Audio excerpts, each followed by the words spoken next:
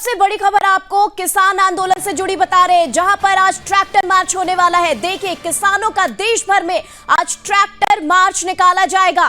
सबसे बड़ी खबर, इस किसान रैली से लेकर पंजाब को छोड़कर अन्य राज्यों में मार्च निकाला जाएगा। ट्रैक्टर मार्च 18 दिसंबर को पंजाब में ट्रेन रोकेंगे किसान। इसी के साथ शंभू बॉर्डर पर भी सुरक्षा के कड़े इंतजाम किए गए हैं। तो ट्रैक्टर मार्च और किसान आंदोलन से जुड़ी ये बड़ी खबर आप तक, ये अपडेट। किसानों का आज देश भर में ट्रैक्टर मार्च निकाला जाएगा, जिसको लेकर पंजाब को छोड़कर अन्य राज्यों में भी मार्च निकाले जाएंगे।